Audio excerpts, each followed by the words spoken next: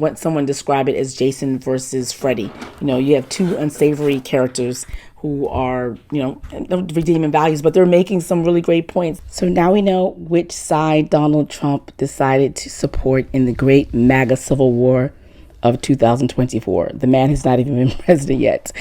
And there is an actual I told you so moment in all of this for me. And if you're interested to know what I'm talking about, stay tuned and I'll give you the lowdown on the other side.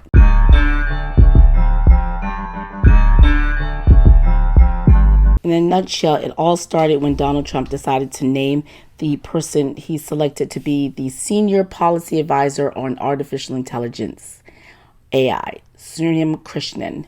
Now, here's the thing about this person.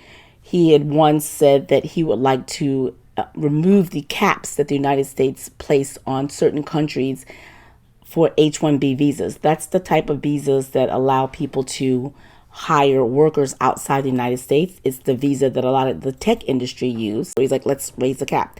Now that caught the ire of the Laura Loomer, if you don't remember her. She is the white nationalist conspiracy theorist who Donald Trump was traveling with at one point during the campaign, caught the ire of Marjorie Taylor Greene and other folks who like booted her because they blamed her for Donald Trump's infamous, they're eating the cats, they're eating the dogs diatribe he did during the debate. Anyway, so she popped it off. She started it. She got all the racists to come out. One person says, who made this Indian in charge? This man is American. But again, as I've always told Black MAGA, Indian MAGA, any non-white MAGA, you have no business being in that MAGA world because they don't really consider you one of their own. But I digress. So all the racists came out. And as could be expected, the Civil War commenced and there were sides. On one side, you had the tech bros, you had Elon Musk. And by the way, a lot of this was going down on Elon Musk's own platform. And that's going to be an issue later. We'll talk about later. And the defense on that side and people defending Sriram saying, no. This is a good thing. We want the best of the world to come. And Elon made his arguments. And that was not good enough because he's in bed, whether he knows it or not. He platformed a lot of these folks. And someone made that point here. Out of all of them, Elon is the only one that's giving all of these crackheads a fucking voice.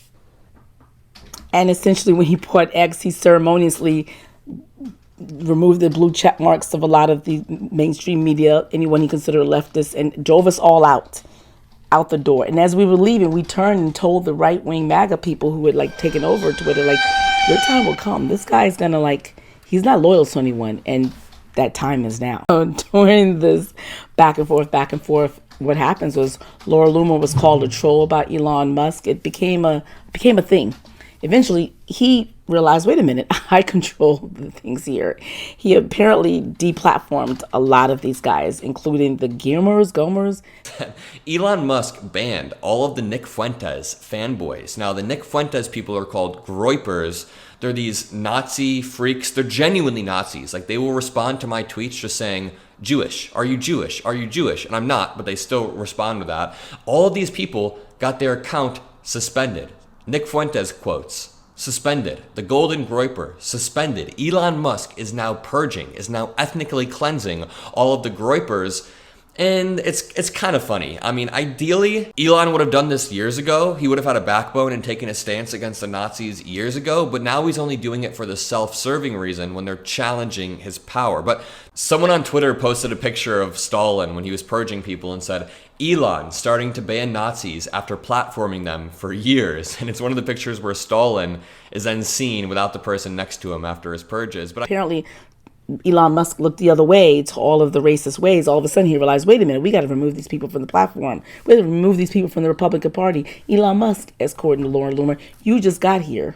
You just bought your way in here. You didn't know that's what we're all about, that we don't like globalists. And then I must say, Elon Musk didn't do his homework, because had he done his homework, he'd have realized that Donald Trump, during his first term, actually tried to remove H-1B visas. He suspended it.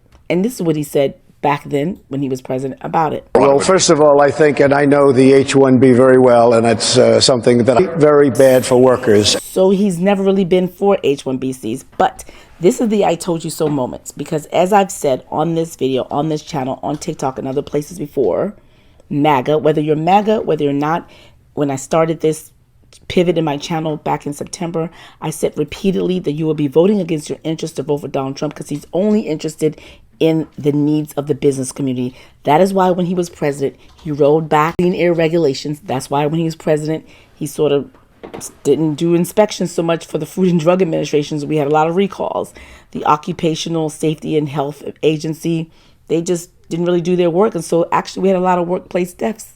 So a lot of bad things happened. He rolled back unemployment qualifications for a lot of people. And that's because of, I always said, he's only interested in the interests of businesses, making them have less regulation, less paperwork burden, being able to pay their workers less, not pay as many people for overtime. It's all about the business interest. And the fact that he chose the tech bros side, the people who pay the money, and some would say that Elon is responsible for Donald Trump getting into power again, not just financially, but perhaps technically. You know me? So he's going to go where his bread is buttered. And Donald Trump, for the most of his life, has been a Democrat. For the most of his life was pro-choice. This whole MAGA thing is just his latest grift. He just goes where the wind blows. The man even said he does not care about you. He don't care about your votes. Because I don't want anybody going on me. We need every voter. I don't care about you. I just want your vote. I don't care. So all the signs were there. Not just me and other people saying that he's all about the business community. And a lot of MAGA immediately after the elections realized that, oh my God, you mean my health care is going to go away? As I had a famous viral video on TikTok. Oh no, you mean when he dismantles Department of Education, that means the individual education program that I have for my child is also going to go away? Republicans are talking about taking away Medicare, Social Security, disabilities, raising the Social Security age. And we're in the red state, and we're amongst the people who use those services the most compared to Democrats. What?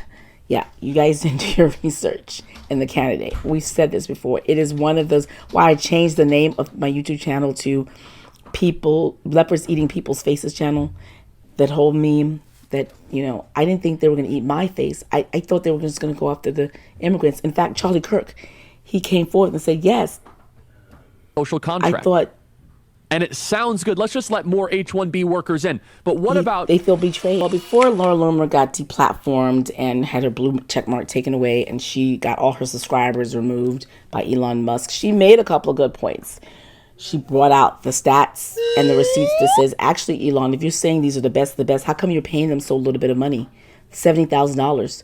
To which Ann Coulter came in and said, yeah, that's like barely enough. Essentially, it's indentured servants because these people, like the migrants and immigrants who work on the farms and the construction sites and the factories that a lot of those industry prefers over Americans, they can't leave. They don't have the options. They don't have a safety net that's called disability, it's called unemployment, housing subsidy, food subsidies that American citizens have. So they're stuck. So those H-1B visas are stuck. And in comes Steve Bannon, who also says that. Actually, the CNN did a great recap of all this. I'm going to play for you now. For immigration, Elon Musk is now going after the hardliners, the very heart of the MAGA base, labeling them just a few hours ago as, quote, contemptible fools who must be removed from the Republican Party, root and stem. Musk now finds himself pitted against the likes of Steve Bannon, however, Trump's former White House aide, who came out against Musk's push for H-1B visas, which allow highly skilled foreign workers into the U.S. and has long been the lifeblood of Silicon Valley. H-1B visas, that's not what it's about. It's about taking American jobs and bringing over essentially what become indentured servants at lower wages. This thing's a scam by the oligarchs in Silicon Valley to basically take jobs from American citizens, give them to what become indentured servants from foreign countries, and then pay them less. Simple. To let them into through the golden door. Now, Bannon's comments align him with people like the far-right activist Laura Loomer, who has been bashing Musk for days now on this and is even accusing him of censoring her on his own platform. She is the anti-immigrant Trump ally who is now claiming that her blue checkmark was removed, her subscriptions were deactivated, her character limits for tweets and posts on X were limited for what she says is, quote, raising concerns and speaking the truth about the technocratic takeover of our country in the White House. Now, that was after she posted racist messages like this, saying our country was built by white Europeans, actually, not third world invaders from India.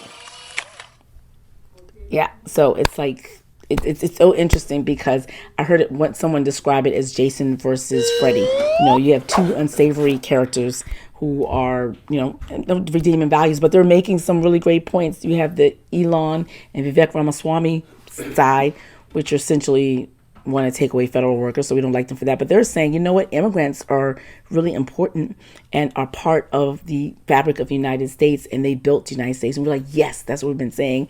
And then you have the Nick Fuentes, white supremacist, Steve Bannon, and culture, Laura Loomer side saying, well, actually, you should be paying a livable wage to people, and you shouldn't be exploiting your workers. Yes, if it wasn't for all the hate that these guys do, this would be a really great kumbaya moment opportunity for us, but it's not.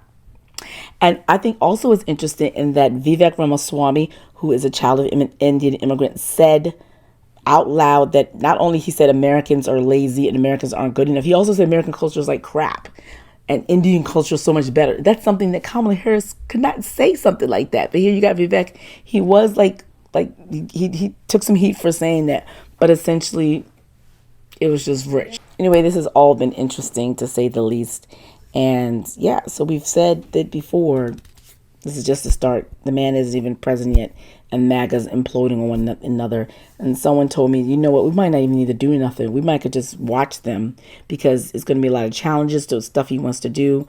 There'll be like infighting, there'll be resistance, and it's just chaos. So if you don't have your outlasting47.com chart to monitor and follow all these, get it. Outlasting47.com is a way to support my work here. And yeah, in the meantime, watch this video next, watch this playlist next, and catch up with all these things because you might be behind. Catch up, you want to catch up.